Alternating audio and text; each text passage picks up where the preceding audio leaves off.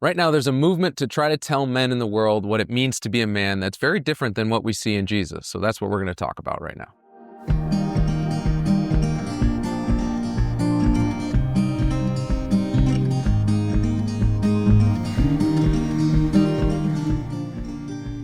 Hello, friends. Welcome back to Renewal Ministries YouTube channel. My name is Pete Burak, Vice President of Renewal Ministries.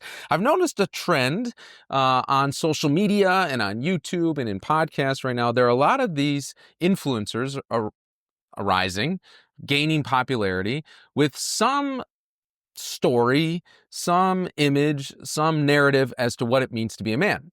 And in many cases, it's reactionary to, I think, the very real demasculinization of men that we've experienced in our culture. There's been a diminishment of some of the good and true and beautiful, what it truly means to be a man in different elements of our society. And so these different guys are arising with a particular vision for what it means to be a man, and they're kind of revealing to the world what their understanding is. And they're saying, be like me because I'm the real man. I'm the alpha man. I've got it figured out. I've got the path to the fullness of what all men are called to. And I'm not going to name any names because, frankly, I don't really want you to go looking for them. But I've noticed that, and it's been said to me by some of the college guys we work with and some of the high school guys, they keep kind of coming up with, hey, have you heard about this guy? What do you think about this guy? And then they'd say a name. And many of the cases, I was like, I have no idea who that person is. But I kept hearing this one particular name over and over and over again. And so I thought, all right, I'm going to do a little deep dive and figure out who this guy is. And I can't say it was most the edifying time I spent, but it was important to kind of have an understanding of what voice is influencing particularly young men right now. And this guy portrays himself as the fullness of what it means to be a man. He's in great shape. He seems to have a lot of money, or at least he says he does. He lives in this big house with lots of expensive toys. He is regularly bragging about his conquests of women and the freedom that he's experienced with being able to kind of have any girl anytime he wants and in whatever way he wants.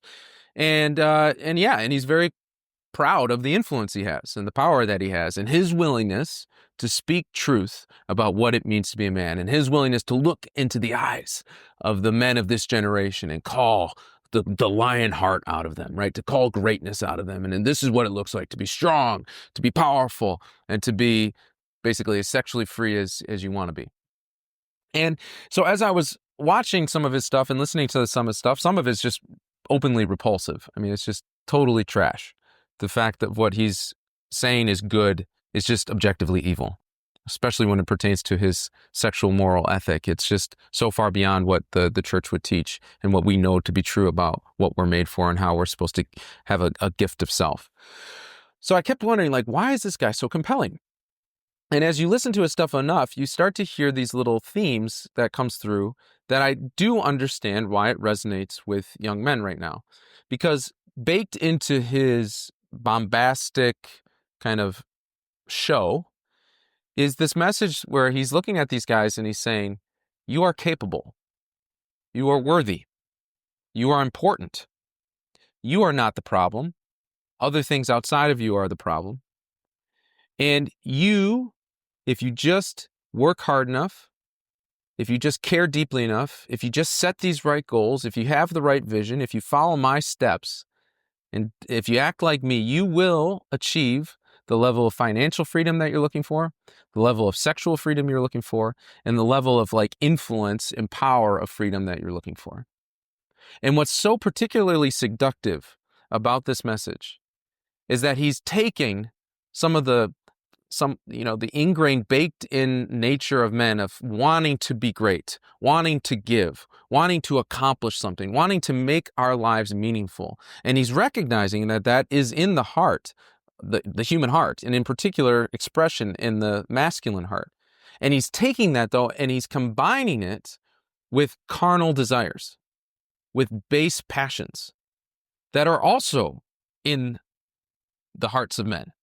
This desire for money, in the sense of what can come with money, this desire for pleasure, and this desire for power. And because he's not taking a Christian approach at all, instead of looking at these desires and kind of baptizing them and offering to the Lord and asking, Lord, how do you want us to approach money? How do you want us to approach our sex life? How do you want us to approach our influence and our productivity and our contribution to the world? He's saying, however you feel it in your heart is good because you're a man, and it's good and it's in there. And because it's in there, it's worth acknowledging, it's worth celebrating, and it's worth pursuing to the fullness. And so what's so particularly destructive is that he's combining something that is true about that men need to hear these days, that we can do it.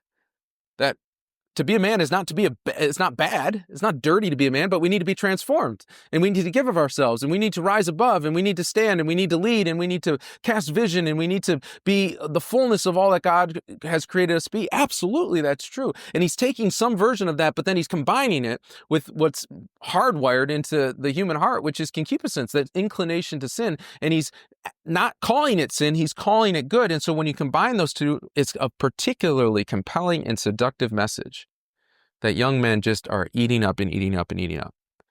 And there's versions of this in the self-help space. There's versions of this in kind of the fitness space and the leadership space. There's all kind of these versions of trying to call people to something greater, but then often tying the greater into actually something that's lesser. I'm going to say that again. These movements and these voices are saying, I'm calling you to something greater. You were made for more than you're experiencing right now. But the made for more is not actually a call upward into the transcendent, into the good, the true, and the beautiful. It's actually a call downward into often the more base, kind of earthy, temporal desires that we have. Those desires that we know as Christians need to be purified. That what we experience in the Judeo-Christian understanding of life is that actually my heart is fickle. The desires of my heart are untrustworthy because of sin and death. And because of the rebellion from the beginning of humanity, we now actually enter into this world under the curse, being transformed by the curse, being in many ways governed by the curse, unless we are set free through the blood of Jesus Christ.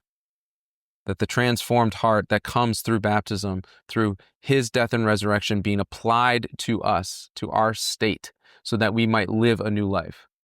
So now all of a sudden, instead of looking to these influencers for what it means to be a man, if we were to actually look at Jesus, the perfect man, and say, Jesus, you, the fullness of what it means to be a man and a human, is found in Jesus. That we don't need any other influencer. We don't really need any other perspective. What we see in Jesus and what the church teaches about Jesus, what the church has perpetuated about Jesus, and what Jesus has done in his followers is all that we need to know to understand what it means to be an authentic, full, fruitful, alive, joyful man of God. And when we look in these other directions, we're not actually adding anything to Jesus. We often are actually more at risk of taking away something that he has revealed about the truth of who we really are. And I'm not suggesting there aren't times and places for particular kind of help in maybe some leadership function or some how to get more healthy in your body or different places. I'm not saying that there's nothing good about what other voices might have. But if we're looking at the source of what it means to be a man in somebody other than Jesus, we run the real risk. We are actually on a path that will not lead us to authentic manhood. It will lead us to some sort of corrupted, depraved version of it. Because only in Jesus do we see fully man and fully God, therefore the full expression of the human project that we understand in Christianity. Only in Jesus is the fullness of God revealed and the fullness of transformed humanity revealed. Only in following him and knowing him and being transformed by him and being influenced by him do we become the men that we are created to be. We become the men that we want to be. And I'm going to do some more videos on this down the road of just different characteristics of Jesus's manhood, of what he reveals about masculinity, because I think this is such a vitally important topic right now in our society, is to lay hold of both the genuine, authentic expression of femininity, but I'll leave that to Rachel and Debbie and some others to talk about that, but also the genuine expression and the fullness of what God has designed for masculinity. And there are so many different elements of what we see in Jesus that we can apply to this. and that we need to learn from and that we need to integrate in ourselves. But the message of today is to stop listening to these other voices, these other influencers, these other loud yapping dogs who claim to know what it means to be a man, but don't. Because the fullness of manhood is found in Jesus Christ. And if you want an example of what it means to be a man, look at him. And then if you want more examples of what it means to be a man, look at his followers. Look at his people. Look at those who have become like him. St. Francis of Assisi, John Paul II, Padre Pio, Blessed Carlo Acutis. You name it. Just go down the list of the male saints and say, okay, how are they expressing the full, authentic expression of masculinity that originates in Jesus and is perpetuated and transformed in them? So again, we'll talk about some of the characteristics of Jesus down the road. Like one of them, little preview. Jesus was kind, is kind. So an authentic male voice, Christian male voice that isn't kind, that's a problem, because Jesus was kind. He was strong. He was clear. He was bold. He was confident. He wasn't afraid. He wasn't afraid to speak a hard truth. But the hard truth was always, always born from love and delivered with kindness, even when it landed with aggression. So even as he said something and it was received as aggressive by the ears of the hearer because their hearts weren't ready to hear it, he was always speaking it with love and a strategic kindness to bring them to repentance. So that's just a little preview of one of the ways that we can start to understand what it means to be a man from Jesus. So listen to Jesus, look to Jesus for what it means to be a man, not some of these other posers. God bless you.